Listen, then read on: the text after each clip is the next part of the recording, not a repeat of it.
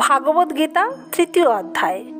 এই অধ্যায়ে ভগবান শ্রীকৃষ্ণ কর্মী ও কর্মযোগের যে বিভেদ তা তিনি উল্লেখ করেছেন। তিনি বলেছেন, জ্ঞানীও কর্ম করেন, অজ্ঞানও কর্ম করেন। তবে জ্ঞানী ও অজ্ঞানে পার্থক্য কী? পার্থক্য এই, অজ্ঞান ব্যক্তি মনে করেন কর্ম করি আমি, আর জ্ঞানী মনে করেন কর্ম করেন প্রকৃতি। যার অহংজ্ঞান নেই তার কর্মে আসক্তি নেই, ফলাকাঙ্ক্ষাও নেই। অজ্ঞান এই আমিটাকে কর্মের সাথে যোগ করে দেন বলেই ফলাসক্ত হন। সুতরাং অজ্ঞানের কর্মভোগ আর জ্ঞানীর কর্মযোগ। কর্মী হলেই কিন্তু কর্মযোগী হওয়া যায় না। কর্তৃত্ব অভিমান বর্জন ব্যতীত কর্ম যোগে পরিণত হয় না। কর্তৃত্ব অভিমান বর্জন করতে পারে কে? যার আত্মার স্বরূপবোধ জন্মেছে, অর্থাৎ যিনি আত্মজ্ঞানী। সুতরাং জ্ঞান ও কর্ম পরস্পর সাপেক্ষ, নিরপেক্ষ নয়। ইহাই হলো কর্মযোগে জ্ঞান সাধন।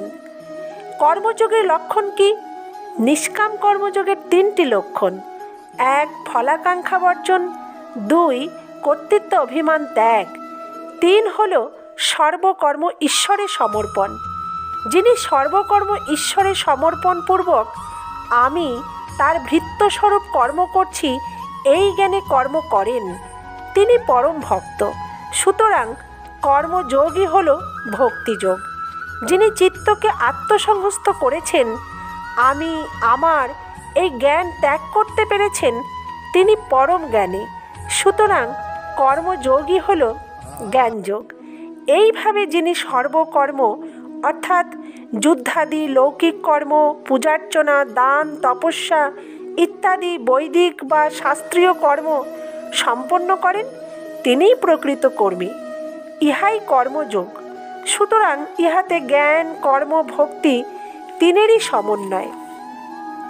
সন্ন্যাসবাদীরা বলেন কর্মবন্ধনের কারণ, কর্মত্যাগেই মুক্তি। শ্রী ভগবান বলেছেন কর্মত্যাগ জীবের পক্ষে সম্ভবপর নয়, কর্মত্যাগে লোক রক্ষাও হয় না। সুতরাং নিষ্কামভাবে কর্ম করাই কর্তব্য, ফল ত্যাগই ত্যাগ। নিষ্কাম কর্মীরাও কর্মবন্ধন হতে মুক্ত হয়, সেজন্য কর্মত্যাগের প্রয়োজন হয় না। শ্রীকৃষ্ণের এই মত কেবল শ্রীগীতায় নয়, মহাভারতের সর্বত্র শ্রীকৃষ্ণোক্তিতে এই কর্ম প্রশংসা দেখা যায়। ধন্যবাদ বন্ধুরা।